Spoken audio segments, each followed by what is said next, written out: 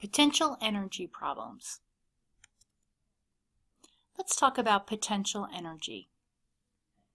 Potential energy is defined as the energy that is stored or held in readiness. And it's stored energy due to an object's position. When we talk about units for potential energy, our units will be joules. And the equation to calculate the potential energy of an object equals PE equals M times G times H, where PE equals the potential energy of the object in joules, M is the mass of the object in kilograms, G is the acceleration due to gravity in meters per second squared, and H is height in meters. So we're going to look at several different problems. Here's our first problem. A crate has a mass of 20 kilograms, is raised 10 meters above the ground. How much potential energy does it have at this point? So what we want to do is write down what we're given first. So we're told that the mass of the object is 20 kilograms. We're told that it's raised 10 meters above the ground, so that's our height. G will equal 10 meters per second squared because unless stated otherwise, the problem is on Earth and the acceleration due to gravity on Earth is 10 meters per second squared. Now we look at our equation to calculate potential energy. Potential energy equals the mass times the acceleration due to gravity times the height of the object. So next we'll plug in our numbers. We're trying to calculate potential energy. For mass, we'll plug in 20 kilograms. For G, we'll plug in 10 meters per second squared. And for H, we'll plug in 10 meters, and then we'll take 20 times 10 times 10 to get our answer. And our answer would be 2,000 kilogram meter squared per second squared, but that's considered to be a joule. So 2,000 joules. So look at problem number 2.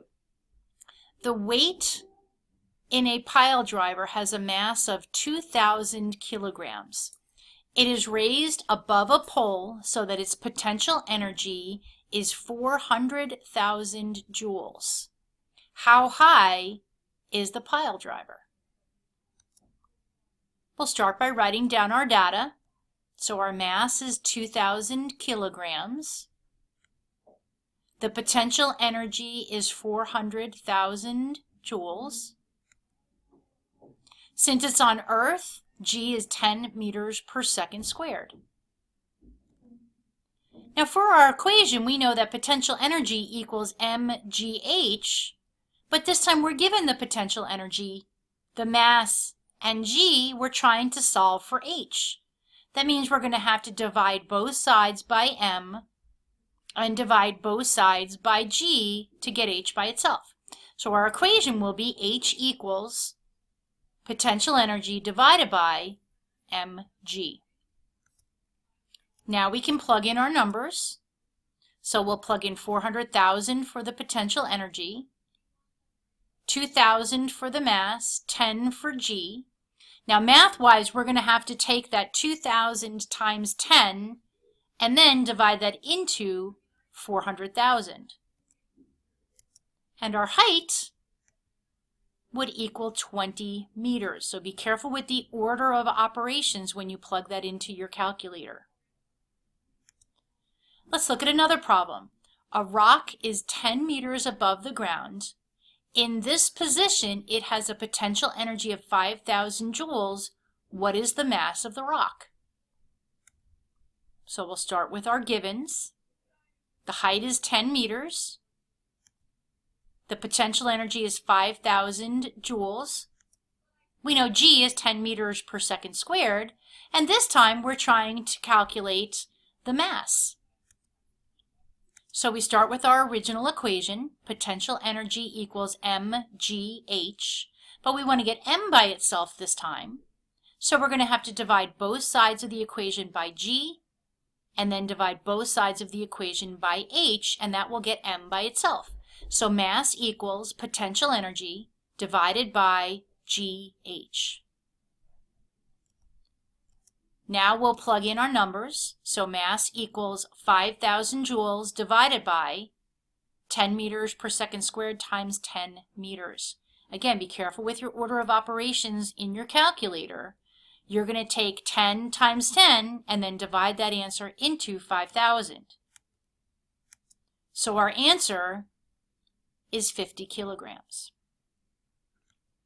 And finally, on the moon, a 1,000 gram beam needs to be lifted 4 meters and gains 8,000 joules of energy. What is the number for G on the moon? So we'll write down our data.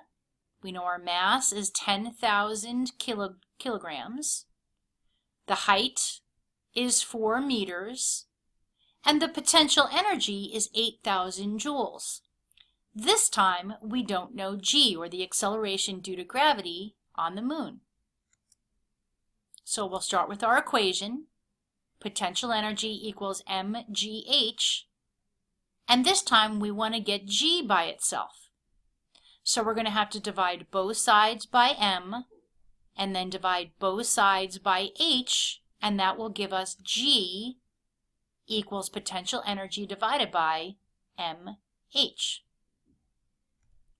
Now we'll plug in our variables. So G equals 8,000 joules divided by 10,000 kilograms times 4 meters. We'll take the 10,000 times 4 and divide it into 8,000. And we'll get the acceleration due to gravity on the moon to be 2 meters per second squared.